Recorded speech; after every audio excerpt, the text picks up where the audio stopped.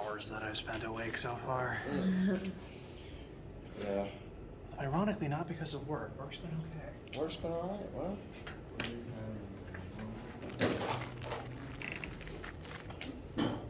Bless you. Morning, everybody. Morning. How are you guys doing? Good, how about So you? tired. I'm tired. Did you have a good weekend? Weekend was pleasant. That's good. Problem is, the dogs were rabid. Not literally rabid, but figuratively rabid when I woke up this morning. Oh, it's been a morning. As a result, lecture might be a little slow because I am just physically and emotionally tired. There's still an amount of things that I do want to discuss with you today, as lab this week depends on them. But slow lecture. Ask questions, take breaks. If you're tired, we could just cancel class right now. See, my students are always so generous in offering that as an option, and I appreciate you guys so much. But as I said, there's something we need to talk about. If we get through it quickly, then mayhaps. The only reason I came to this class is I was very tired too, is because I like you a lot. I didn't like you all, now I came to this class. So. Do always prioritize your needs and wellness. If you just can't on any day of the week, you can skip this class. I record things for that reason, for lots of reasons. That's one of them. Which is appreciated. Thank you for that. I appreciate you guys, and I want you to be healthy and have off days when you need them. I need them, but I have to be here.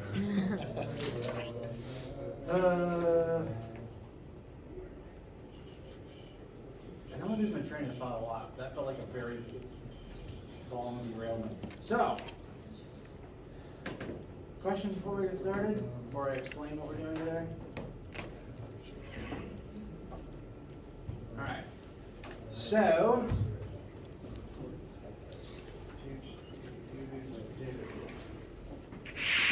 last time we began our discussion of force and Newton's law. Back up. Force and Newton's laws of motion. As a brief review, a force is defined as a push or a pull that accelerates objects with mass. There's lots of different types of forces. We'll begin talking about some of those different types today and how they all add together as you'd expect, because they're all still forces. And they all still interact totally linearly like you'd hope that they do. All the different types of forces can be abbreviated to capital letter F in your formulas, and we will measure all of them in units of newtons. Now today, I want to talk a bit more about gravity. We've already begun discussing it, but we're also going to talk about an additional specific force called tension, because lab this week will involve both of those two things. Questions before we continue on? Everyone feel good with Newton's laws thus far? Hey, so should we memorize Newton's laws like word by word? You do not, bless you by the way, you do not have to memorize them and be able to recite them verbatim, but you do need to be able to recognize and understand them. Okay. If I were to try to summarize them quickly, it'd be good to remember inertia, FMA, action, reaction. What did you say the second one was? FMA, F equals MA. That's just silly on my part. F equals MA. Like the formula, out of the three, knowing that formula is pretty important, but for that reason, it's on your formula sheet. Now, on the test, both test one and the final, I do ask about Newton's laws. I always do one question about Newton's laws, and the question is never write them out from memory. The question is, here are 5 statements, 3 of which are laws of motion, and 2 of which aren't, and may in fact be lies. You have to decide which of them are the 3 laws of motion and then number them. They'll be randomized, so it could be false 3, false 2, 1. But you have to pick out the true ones and number them accordingly. So not memorization, but recognition. Yes. Now, when you say 2 tests, is there 2 tests and a final? There's 2 tests and a final. Okay, all right. Test 1 is on chapters 1 through 4. Test 2 is chapters 5 through 8. There will be 1 or 2 miscellaneous units after test 2 before the exam, and then the exam is everything. Okay. All right. Thanks. Moment. Does that answer all floating questions? All right. Brief other aside about these on an upcoming test. We'll be moving towards test 1 in 2 to 3 weeks. I'll make sure you have the date and study information advertised ahead of time. I always give like I upload a practice test that you guys can use for study purposes. And since I always make the practice test harder, and since you're studying based on your notes, the practice test says write out Newton's laws of motion. The actual test is pick them out of this lineup. A little bit easier. Yes. I always write the practice test to be harder since you're practicing with your friends, and I'd rather you make mistakes there than on the real thing. But the practice test should be a pretty good inclination.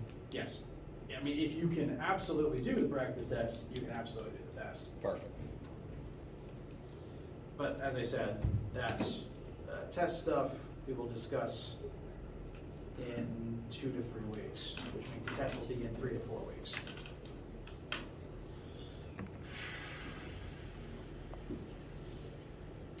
So, let us begin discussing some specific different types of force. There's 4 written here. We're only going to go in depth on the first 2 for right now. The others will come later this week. All forces work the same way. Like, regardless what type it is, regardless what strength it is, it still pushes things, and it's still measured in newtons. You can still plug it into pretty much any formula that just says F. But there are different types, as in there's different sources that various forces can come from, and based on those sources, they can have some quirks. So it's good to be familiar with the different types. The first one we talked about, which I should not have made second on this list, is gravity. So to briefly review what we've already said about gravity, bless you. Gravity is the force that mass exerts upon other mass. It is the force that holds you down to this planet because the particles in your body are being pulled to the particles of Earth's core. How do you calculate the force of gravity of an object on planet Earth?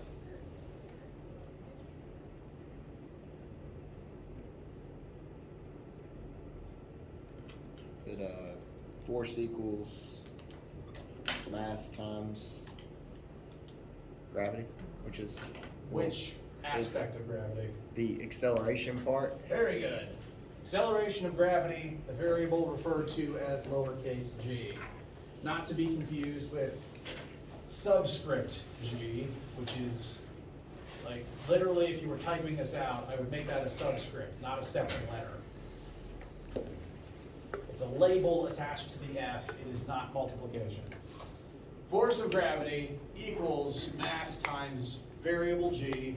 Variable g, don't erase this, I'm just showing the transformation, stands for negative 9.8. It refers to the acceleration of gravity. This is a specialized version of our Newton's second law formula, because they're both force equals mass times acceleration. It's just to find the force of gravity, use the acceleration of gravity. And every object on Earth's surface has some force pulling it down based on its mass. Now, this next part is more a fun fact than anything else, but gravity is classified as a field force. Most forces known in the universe, most ones that you think of on a day-to-day basis, are contact forces, where you have to physically touch something and shove it.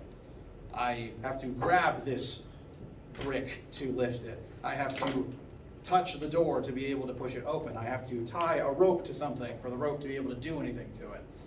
Those are all contact forces. But there is a different type known as a field force, that does not require physical contact, because gravity works even if you're not touching Earth. That's why you fall through the air. You've never been to the moon, I assume, correct me if I'm wrong, but the moon's gravity still affects you. When the moon is dead overhead, you are slightly lighter than normal. That's why the moon's gravity affects Earth's tides. Gravity is a field force because it doesn't need physical contact. It works via a gravitational field. Fields are given off by objects, and when fields of the same type overlap, you get force between the objects that make the field. So Earth is made of mass, and Earth therefore has a gravitational field. We, as beings comprised of matter, also have mass, therefore we have gravitational fields. So when your field overlaps with the Earth's field, there's a force of gravity between you and the Earth. It works exactly the same way as magnets. Magnetic force comes when two magnetic fields overlap, and the objects that made the fields then get either pulled together or apart because there's a force between their fields. It's literally a force field. It's the closest we have to that particular element of sci-fi. So that's more a fun fact for now. Gravity's the first field force you'll probably ever learn about in this class, but towards the end of the semester, we will talk about magnetic and electric fields, which do also create field forces, because magnets don't have to touch in order to exert force on each other. That's why you can put your phone near a magnet and your phone dies.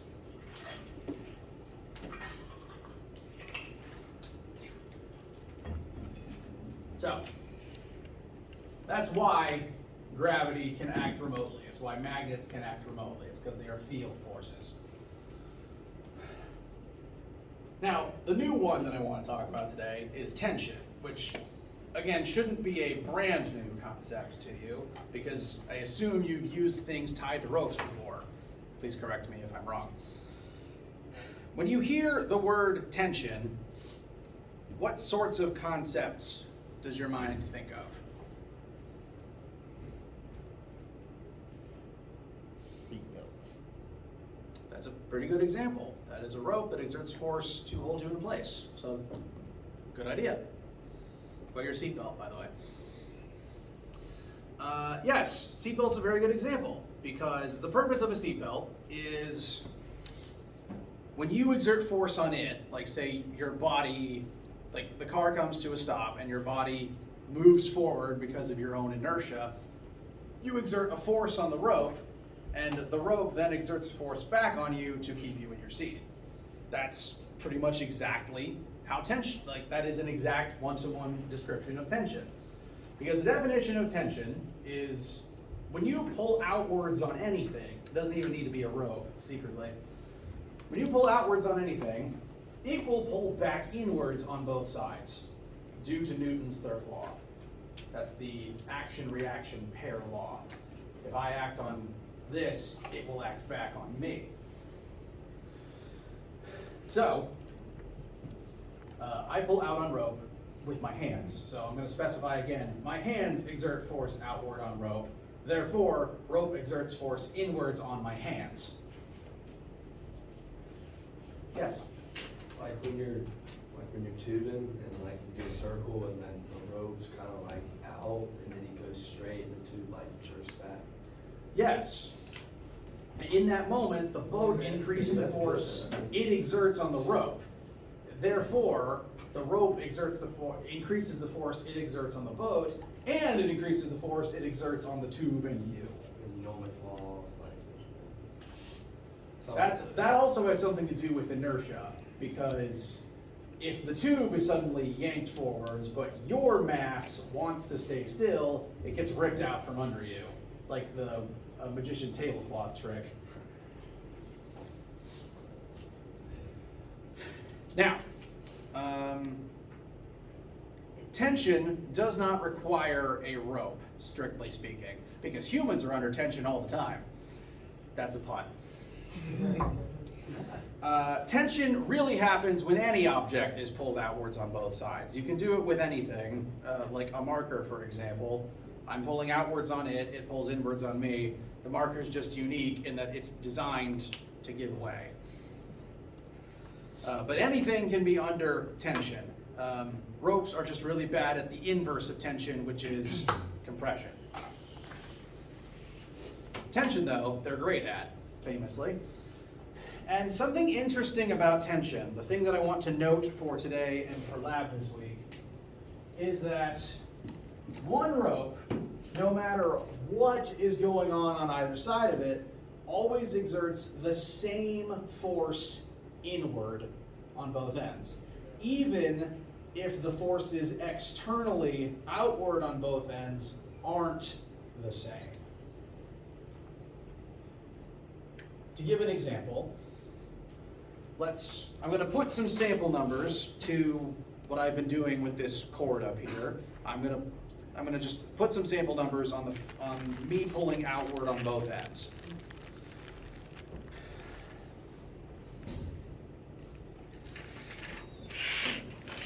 So, the maroon represents the force outward that I'm exerting on both sides. Bless you. So let's just say I'm using both hands to pull one to the left, one to your left, one to your right, on both ends of the rope. So the maroon is outside of the rope. It's not what the rope does, it's what is happening to the rope. Based on this picture, the rope is in equilibrium. What is, by which I mean, follow-up question, what is the net force on this rope? Is it 0? It's 0. There's two 10-Newton forces, but they're in opposite directions. So they work against each other and they add up to 0. So the forces on the rope currently are balanced. That is separate from the fact that the rope is likewise going to be pulling inwards on my hands as my hands pull outward on it. So green lines are now what the rope exerts back on me.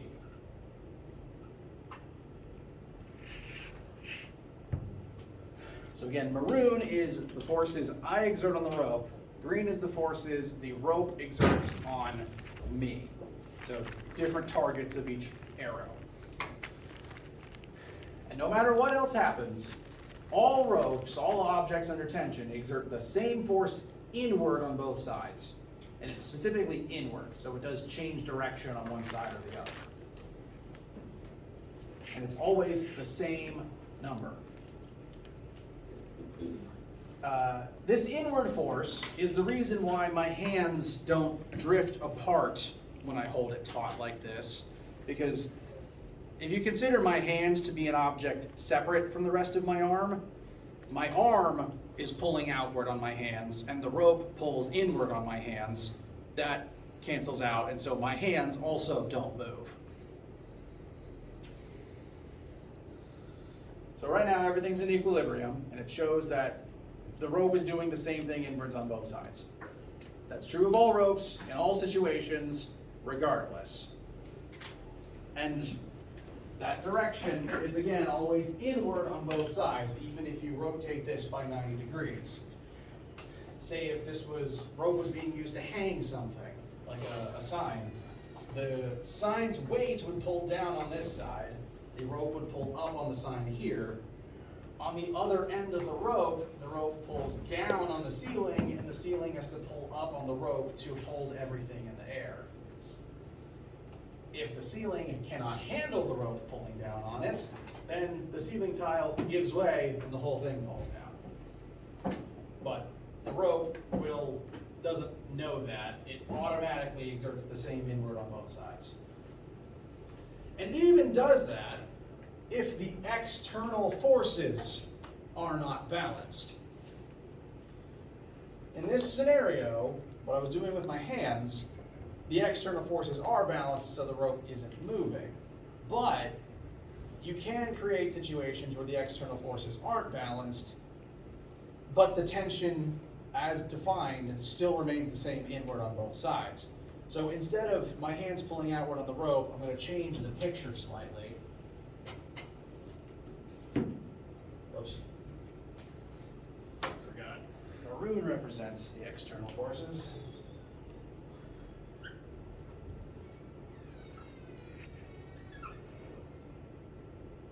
I'm not an artist today.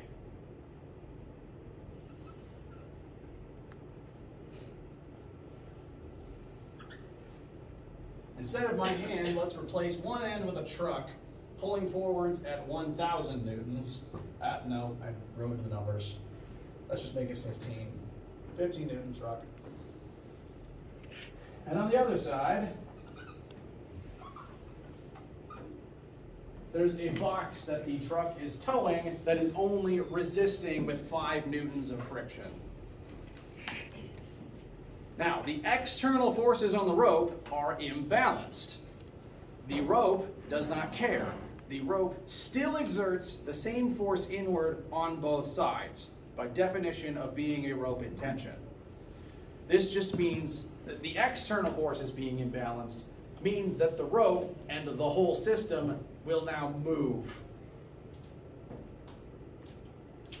Note,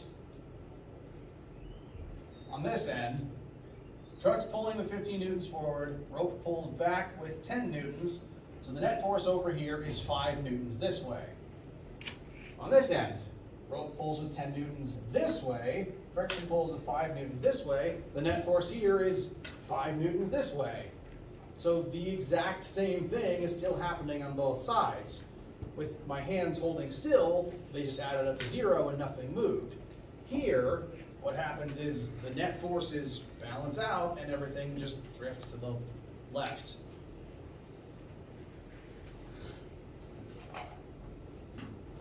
So regardless of external factors, the rope will exert the same force inward on both sides by definition.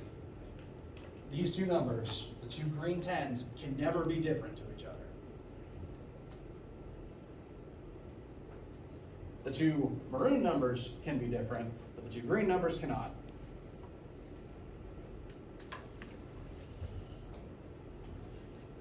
So the only way that they could be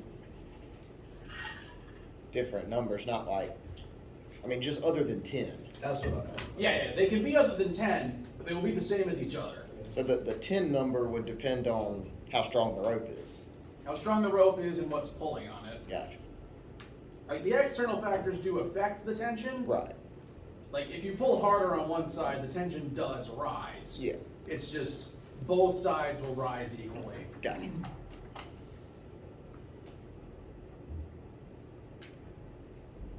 You all right so far?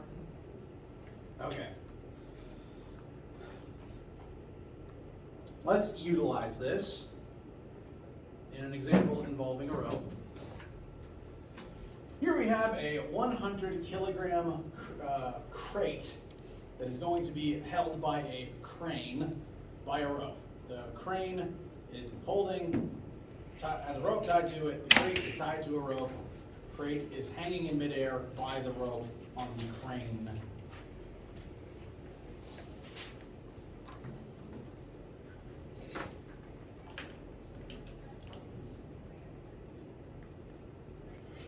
And we are going to examine the various forces at play in this example.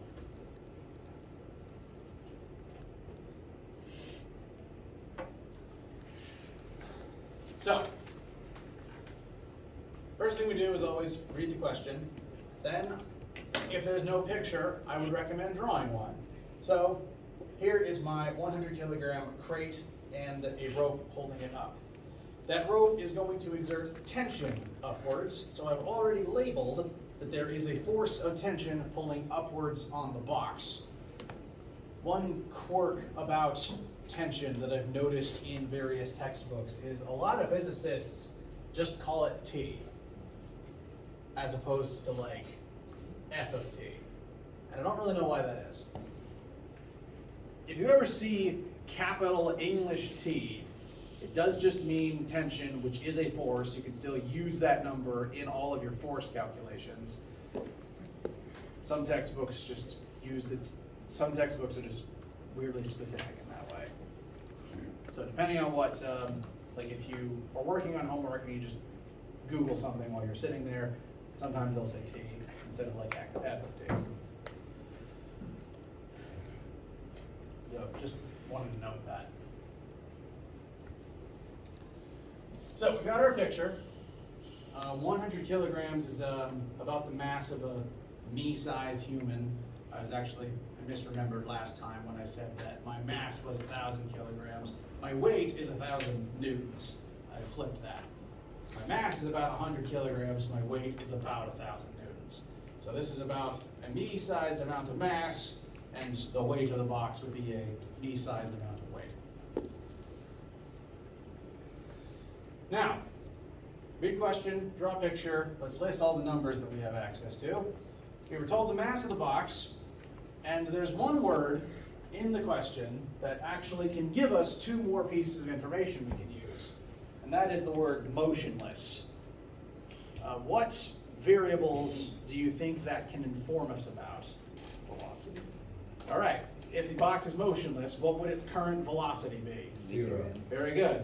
It's not moving, has no speed, v equals 0. Now, if it is motionless and remaining motionless, what else can that tell us? The acceleration. Very good. If the velocity is 0 and that is not changing, the box also is not accelerating. It's just hanging there by a rope.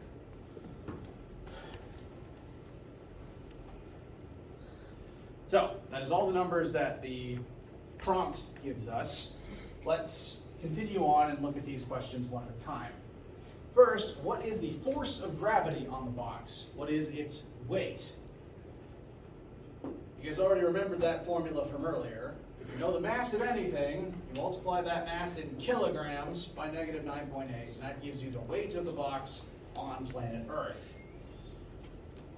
You do want kilograms for that, by the way. Physics formulas take kilograms, whereas chemists take grams. So, the question gave kilograms. We want to keep kilograms. We don't change the 100.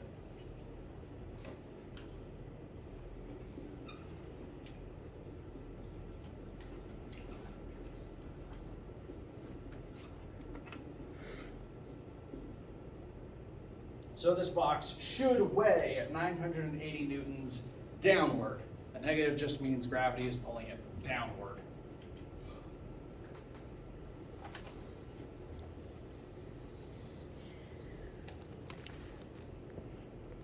So that was the F equals MA one, that one, the second one, second law.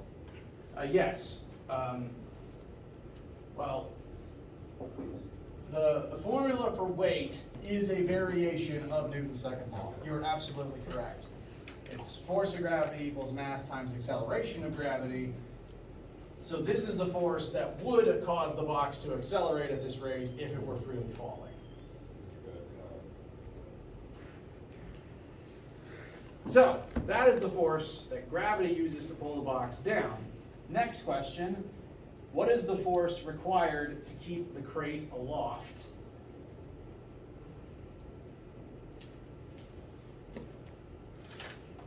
What does a loft mean? In the air. What is the force being used? What is the value of the tension that is holding the box here? We gotta find tension. We do have to find tension. And you know what? I'm actually going to end up answering the third part first to help figure that out. So skipping ahead briefly, what is the net force on the crate? We have a formula for net force. Net force equals mass times acceleration. And we've already determined that the acceleration of the crate is 0 because it is motionless. So, net force equals 100 times 0. Net force equals 0. This state is referred to as equilibrium. Net force of 0 means that an object will remain as it is. Remember Newton's first law? An object in motion remains in motion, and an object at rest remains at rest until acted upon by an imbalanced force. Equilibrium, net force equals 0, is the first part of that law is referring to, where objects remain as they are. If net force is 0, things that are at rest remain at rest, and things that are moving at constant velocity remain at constant velocity. So equilibrium means no acceleration. Net force of 0 means no acceleration. We'll contrast this to non-equilibrium in a moment. For right now, we can use this to our advantage to determine what tension should be.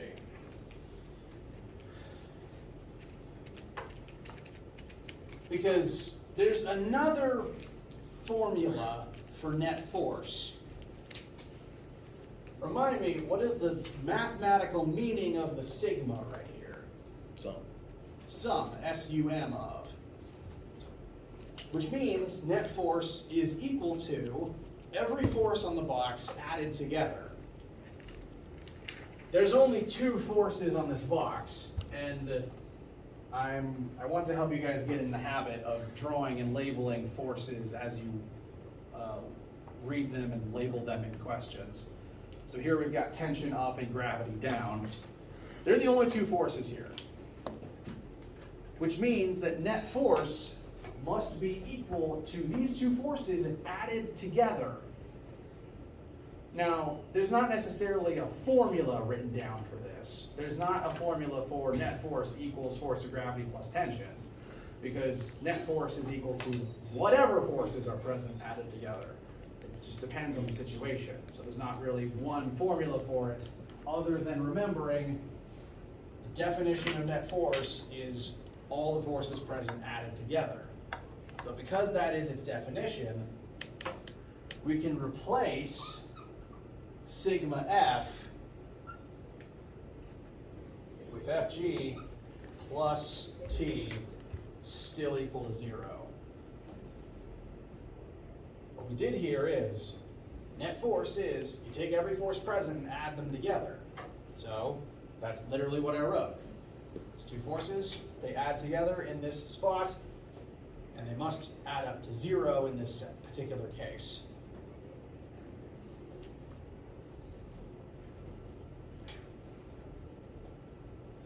Now, these brackets, I just use that to sometimes show how one thing turns into another thing. So to show that these 2 came out of this one slot. How does this feel so far? Is this an okay leap? So if you were to add those together, it would equal net force. Correct. So it's the same as the 100 times 0? Yes. Okay. And that is actually what I still have written here, because Right. net force is 100 times 0, that's 0. So there's 2 ways to get it, basically? Exactly. There's always 2 sides to this formula, the net force side and the MA side. Even if one of those sides is 0, then the other just also has to be 0. And since these 2 things add up to 0, we can use that to figure out the second of the 2 things. Because we have a number for force of gravity, negative 980 plus T equals 0. That means T, logically, must equal positive 980 for this to work out right. So in this equilibrium situation, the tension upwards equals and perfectly cancels with the gravity downwards. And that's why the box just remains in place. All the forces on it add up to 0, and so the box remains in equilibrium, where it isn't accelerating.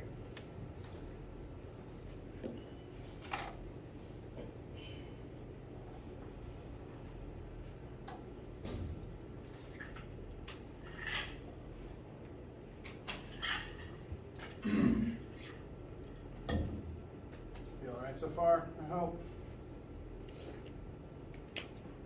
All right. Now the thing about cranes is, You can push a button and you can change the fact that it's in equilibrium, and we're going to do that now. Someone pushes a button, and now the crane is going to exert more force on the top side of the rope,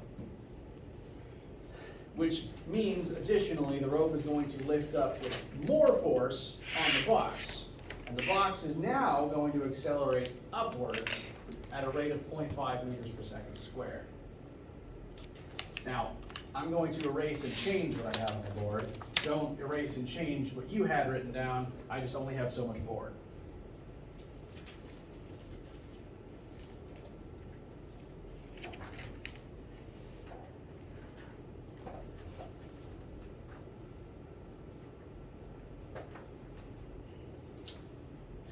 Acceleration isn't 0 anymore. Now it is positive 0.5 meters per second squared. Meaning the box is rising, it's accelerating upwards. It is no longer in equilibrium. Tension has increased in order to lift the box. We will prove that tension's a bigger number in a moment.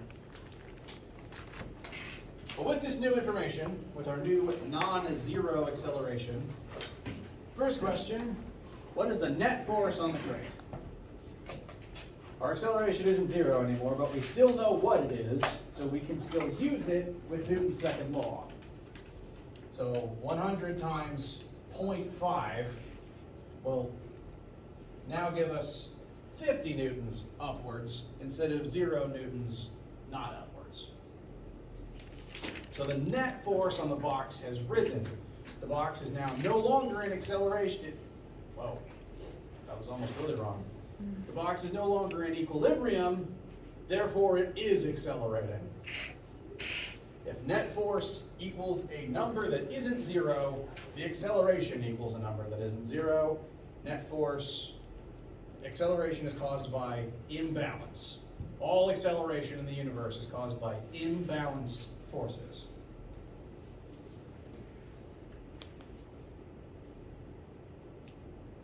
So, that is our net force. Feel all right finding that? All right. Next question. What is the force of gravity on the crate? Did anything happen to change the weight of the box? No. No, because weight depends on mass and what planet you're on. Neither of those things changed. So the weight is still negative 980. The only way to change the weight of an object is to change its mass or to ship it to a different planet. Bless you. So those didn't change. FG is the same number. Last question. What is the force the crane exerts upward on the crate? We can actually rephrase that. What is the force that the rope's tension exerts upwards on the crate? Now, that trick we did before still applies. Net force is still equal to the sum of the two forces that create it. So, sigma F is still Fg plus T. It's just they don't add up to 0 anymore. Now, they add up to 50. So when we work this through, we're not going to get T equals 980 anymore. We're going to get T equals 1030. This proves, in order for the box to begin rising like this, you had to increase the tension in the rope to imbalance the force and get the net force, the net acceleration to point upwards. Tension has now overpowered gravity, and that's why the box rises. So that explains why ropes break, right? Yes, if you pull on a rope harder than it can bear, because keep in mind, the crane has to lift harder on the rope, therefore the rope is also pulling back harder on the crane, as the other end of the rope pulls up harder on the box. If at any point the crane connection or either end of the rope can't bear that, something breaks and then everything falls.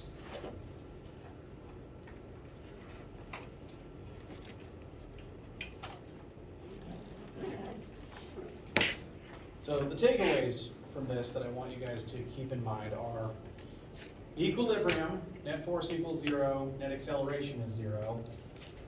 Non-equilibrium, net force is not 0, acceleration is also not 0. Net force is the sum of all the forces present on the object, and there can be more than two. However many they are, they must all add together. And that this rope, no matter what's happening on either side, is always exerting the same force inwards. So if the rope pulls up with that much force on the box, it also pulls down with that much force on the crane. Bless you.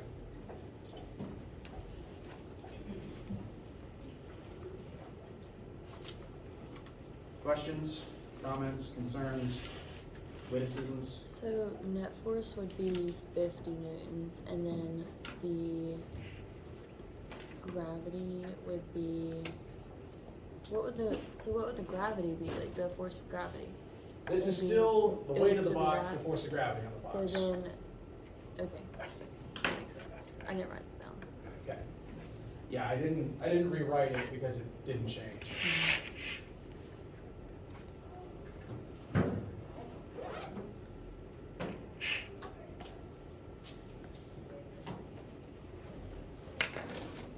Questions? I already asked that. Feel good? All right. We'll call it there for today, because my vocal cords are tired. Let me know what you guys need if you have any questions about anything, be it homework or lab stuff. I will see some of you for lab today, and all of you have a wonderful day. Can you tell us what the lab area or lab rooms are? Yes, this particular lab will involve using spring gauges to measure tension in ropes.